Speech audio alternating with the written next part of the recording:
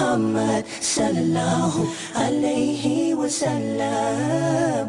You're Allah's chosen one, the chosen one to spread the truth from Allah subhanahu wa ta'ala. The chosen one, though the road is long, just know Allah won't let you lose your way. You are the mercy for mankind. You are the teacher for this life. Allah has blessed you with the Quran. Assalamu alaikum wa rahmatullahi wa barakatuh. Our dear audience, welcome back to Muhammad the Messenger sallallahu alayhi wa sallam. We're back with a new chapter today. The new chapter is about building self-esteem. I'm still joined and honored by Dr. Mamdouh Muhammad, the former professor at Johns Hopkins University in the US. Welcome, Dr. Mamdouh. So today we're talking about something that is really important and very valuable and matters in any person's life. The feeling about myself. How do I perceive myself? When I self-reflect and I think of myself and who I am, and the thing is, if my self-esteem is really low, that's dangerous. Very dangerous, very destructive. So as we are speaking about Prophet Muhammad ﷺ, could you tell us about the self-esteem of Prophet Muhammad ﷺ? Bismillah ar-Rahman ar-Rahim. First of all, I'd like to, as he mentioned, but I'd like to redefine it in a very simple way. Sure. Self-esteem simply means the way people feel about themselves, how they perceive themselves. So it's very important to understand this. And this is very important. Try to imagine that even children will be affected by this factor. True.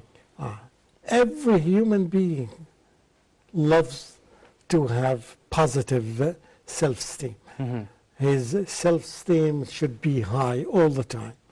And you'll find this in some countries and some societies, even communities, the people with lower self-esteem, they are the ones who may be in jails, in any society. The people who are in jail usually have this quality of being self-esteem. The way they perceive themselves is very negative. And that's why it's a task of a leader on the top and the task of the whole society. Each one of us can add a brick to this building. For example, my children, the people who help them to maintain and grow and acquire good self-esteem is, from the very beginning, is the parents, the children, even the janitor at home or at the house, or the porter, or any person they meet with. Right. They may add or delete from this. After the first few years, the child is exposed to the students at school and to many teachers, and this circle becomes more and more and more and more. So in other words, that means all people you meet in your life affects your self-esteem. Absolutely. Absolutely. And the closer they are, the better. And of course, the decision makers may make some decisions that would corrupt this process of developing your self-esteem. We will talk for example, as I mentioned perhaps in one of the previous episodes, about this self-esteem of Anas ibn Malik, the servant of the Prophet sallallahu alaihi wasallam. Now he is saying something about the Prophet sallallahu alaihi wasallam, and from which we can learn a lot. He said, I served the Prophet sallallahu alaihi wasallam more than 10 years. He never asked me why, and he never asked me, why didn't you do this, or why did you do this? Which helped this companion, Anas ibn Malik, radiallahu anhu, to develop his self-esteem. Exactly. That's exactly the point I was going to ask you about the chapter, because Anas ibn Malik, Muhammad's companion, alayhi salatu wasalam, he said, I served the Prophet ﷺ 10 years, and he had never asked me Yes. why you did that or why you did not do that. Yes. There's a hidden message behind Anas saying this in his words. He wanted to highlight that being in the companion of the Prophet ﷺ, in this case, what did he mean? Why did he say so? Yeah, that means the Prophet ﷺ did not ask questions that would be critical for him, critical to answer. And some people would ask you questions, why did you do this, why did you, and they put you in a corner and they leave nowhere for you to run away. They want to put you in as a criminal, as a judge. Okay. This cannot work. So you mean giving a space is Absolutely. important? Giving you the space. Giving a space for people to run away. Don't lock them in a place, yes, because this will, if he feels negative and he's sorry about this, yes, it's something, yes, sometimes it's needed from time to time, right, but not all the time. Because all the way he said that everybody hates me, everybody criticizes me. This will go under controlling. Absolutely. And then now I will be going the way you want me to be, not how I want to act. Yeah, I have my own opinion, and sometimes you impose on your children.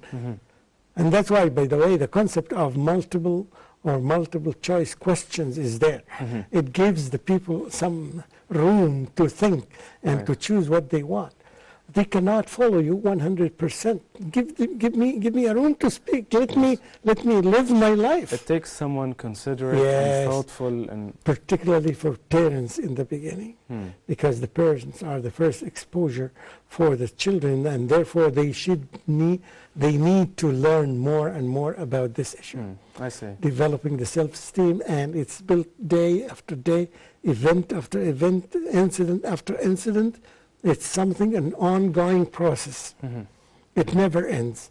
Right. And yeah. So yes, the grown-up, let me say that the grown-ups have more resistance than average people and than younger people, and that's why we have to build it gradually. Right. Yes. So, Dr. Mamdouh, getting back again to the workplace part, the corporations, the companies, the universities, schools, any entity that includes employees, doctors, engineers, these places include teams. How does self-esteem affect teams, and is it like a dangerous and at the same time the opposite, a safe tool?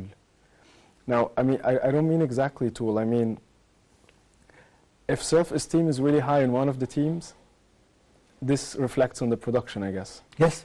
And if it's low on another team, yes, it still reflects badly. That's why this is the job of the leader. He is the one who wants to make the change, and he has to guarantee and to ensure that this issue of self-esteem and making it high self-esteem for every person has this right. It's not just for the group of managers and senior managers, rather it is for every individual in this. That's why when you enter any organization, and you would find from the first time when the people talk to you, even from the janitor, when he talks to you, you feel that he has self-esteem or no self-esteem. Right. The way he looks at you, the way he talks about his organization. Reading the personality. Absolutely. Yeah. So therefore, it is the job of the leader to guarantee and ensure that everybody in his organization enjoys this kind of high self-esteem. So this happens when they start interviewing. Like now I'm hiring people, so the first interaction between me as an employer and them as a potential candidate is through the interview. So how important is it to learn about their self-esteem? No doubt any leader has lots of jobs to do, right? And he has many tasks, or she has many tasks to do. But either you take a one who is ready and has some self-esteem, because this saves you some time in the future, instead of spending some time with them, because time is a key element here. Instead of spending with them some time to develop or to increase this high self-esteem. So would it be okay if you get someone who is technically strong? but with a very low self-esteem, bearing in mind, or you consider maybe in the future that you work on him as a leader. Absolutely. To raise his self-esteem. It depends on many factors.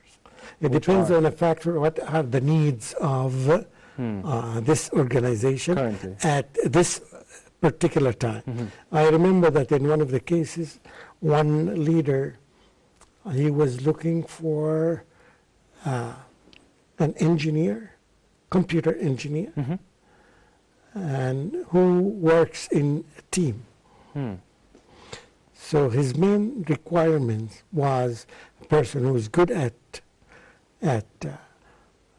technology, and the second one is that he works in a team effectively.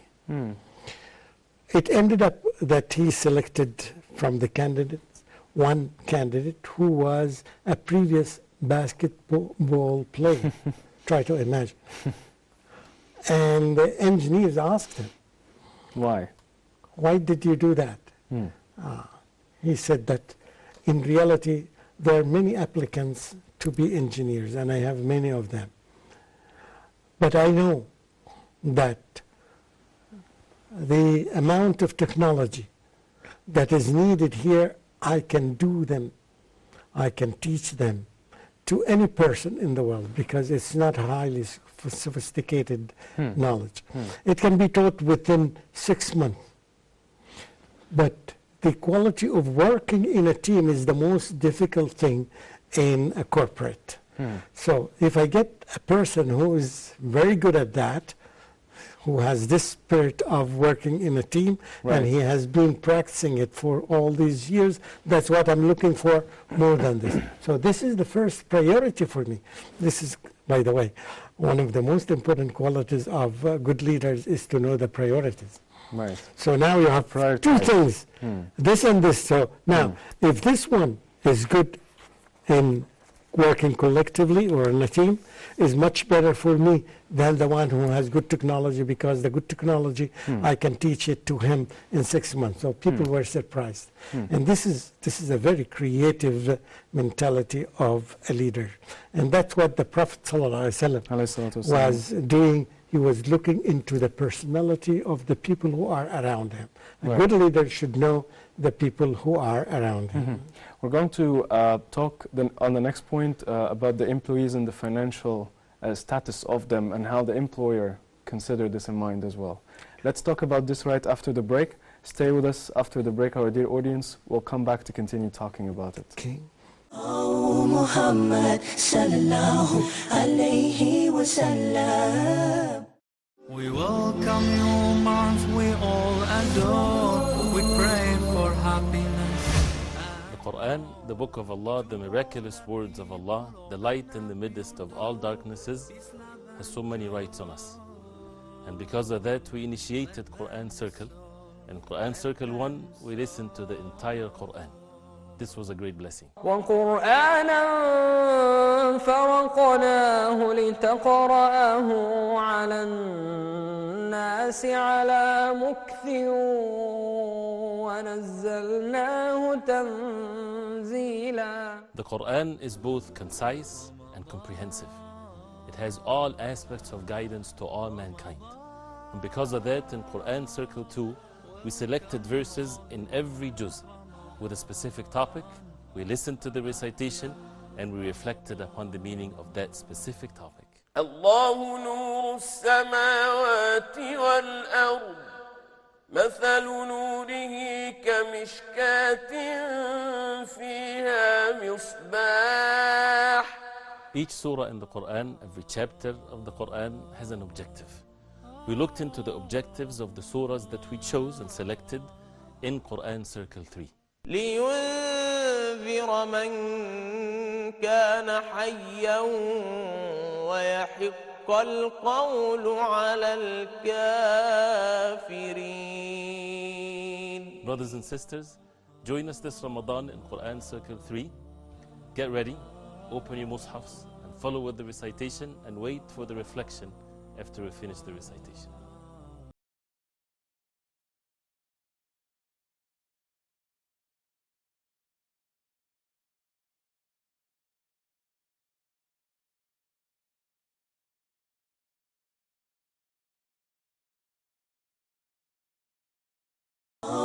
Muhammad sallallahu alayhi wa sallam.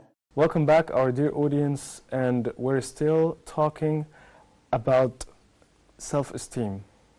Now, before the break, Dr. Mamdouh, we were discussing a new question that is related to the financial stress that maybe the employee be passing by. Now, the employee might be financially stressed. I want to put this in mind. However, his performance at work could be at a great level. On the other side, this person has another life at home with a partner, and maybe this person is not doing very well at home, which I mean by their self-esteem, their problems, their conflicts. So he might be feeling a little bit low self-esteem. He's not having this. So that might affect his general level of self-esteem, although he's doing a great job at work. This is great, but usually it is one personality. Even if I am a poor person, I can have high self-esteem, and you can find this in most of the companions, if not all of them. Being poor is not something negative at all. And when you look at the world, when people understand the nature of this world that we live in, they understand that some people are poor. This is the nature of life. And most of the people are poor, not most of the people are rich. Yes, you can be rich, but still it's something, because it relates to the issue of rizq, sustenance. And the issue of rizq is something that comes from Allah subhanahu wa ta'ala. It's only in the hand of Allah subhanahu wa ta'ala. Because you may have some factors, you may have many children at home, I may not have many children, I may be impotent or something, I get only one child or no children at all. So yeah, that means I may appear more rich than you.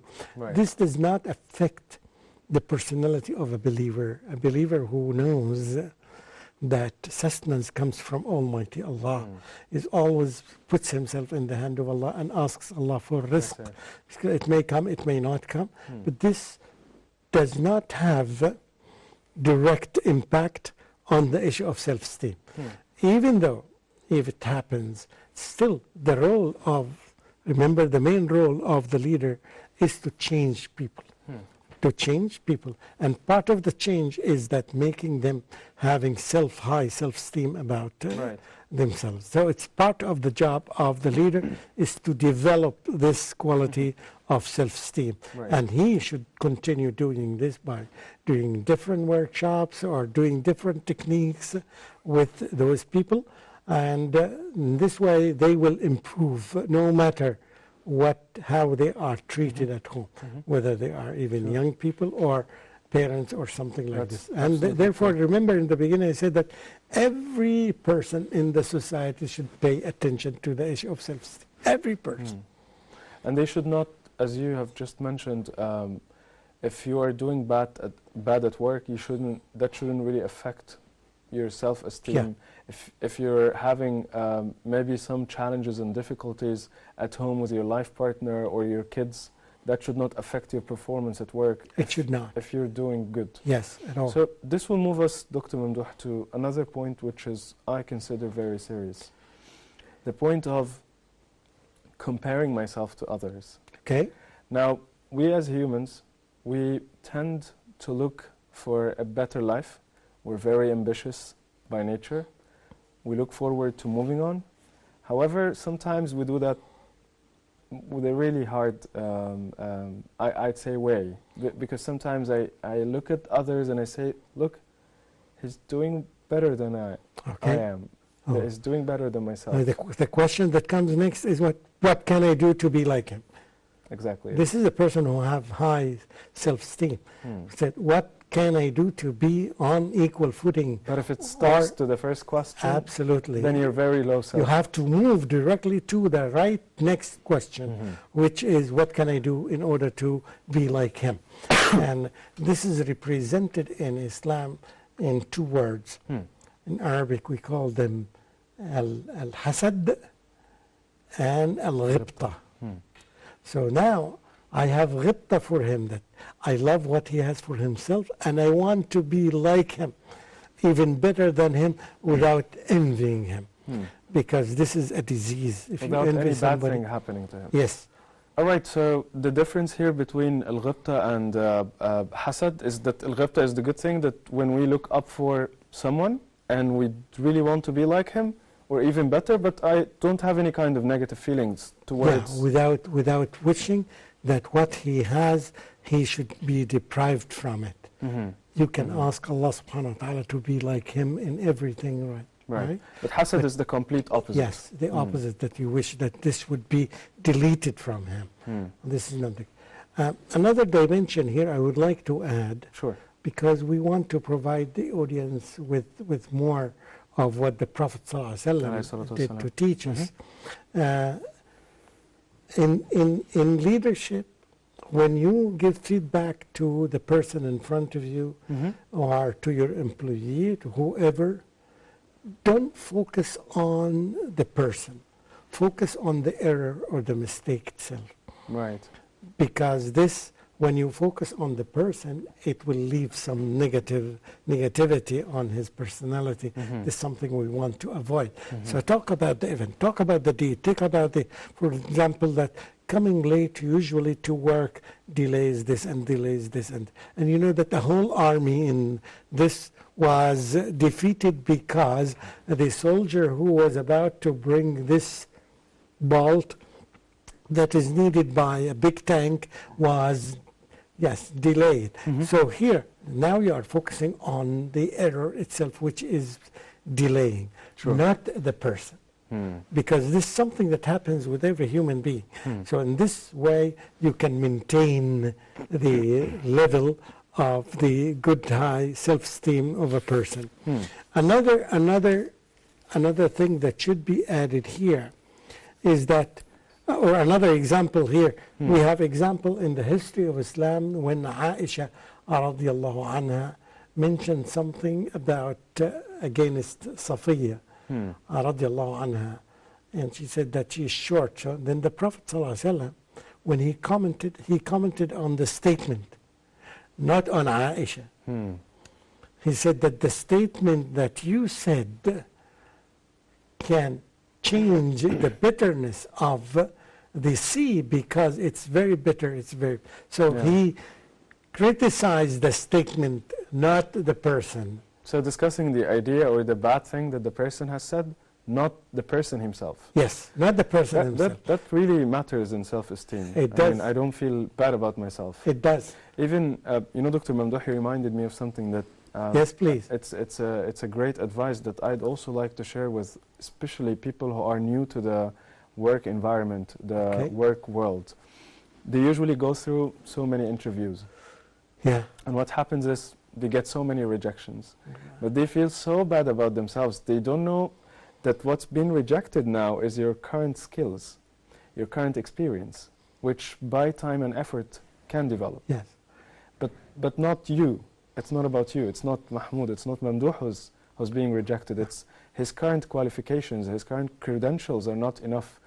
And sometimes even people are overqualified for the job. It doesn't have to be that you're so bad or so good. I mean, yeah, not only that, it's a kind of diagnosis, free diagnosis for you, because you would never be able to identify the negativity or the weak points that you have in your personality.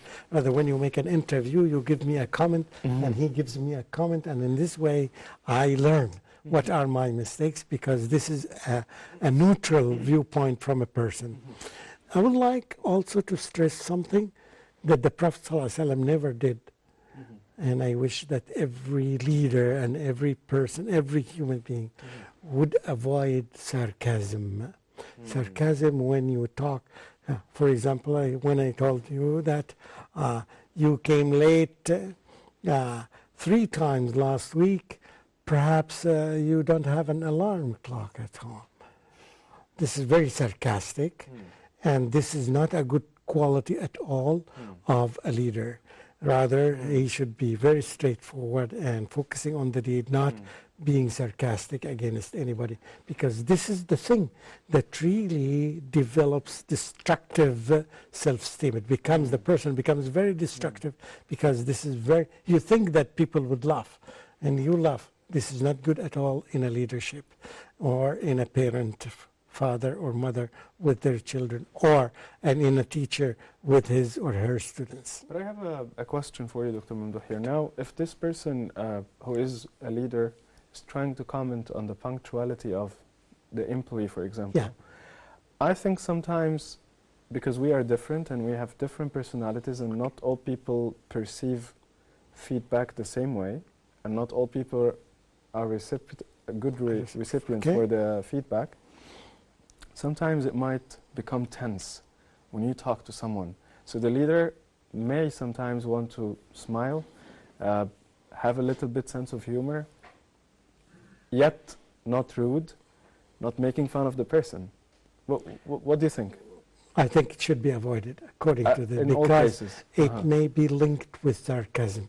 So I would avoid this. I would put a story or something, or I leave it for another occasion, or I would give a person that has a book that had been written by X or Y, and it has one of the points in the book is this. them with maybe stories, tools to help them. Absolutely, absolutely. But avoiding sarcasm, at least the Prophet ﷺ never did this. Never even winked.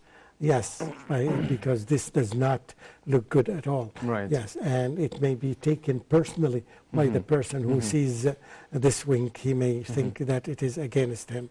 So one of the quotes in the book, I mean, a few sentences here that I'd like to read and talk to you about. It says it's important that leaders pay attention to their followers' environment, both inside and outside the organization and the work environments.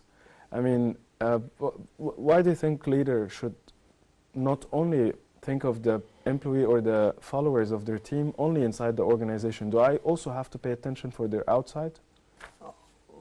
The outside, you have to look at the person's own life. If you can find, you can be a mentor for them when they come to you, because once the trust is developed between you and your employees, they come and ask you personal questions and asking you for personal advice.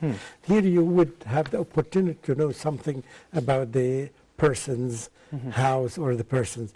So you would have this in your mind all the time in dealing with or trying to find solutions for his problem. I see. So, Dr. Mamdouh, in few words, what is your last advice at the end of this chapter? My last advice is all the time to go back to the Quran and find the verses that shows us how much Allah subhanahu wa ta'ala honors human beings.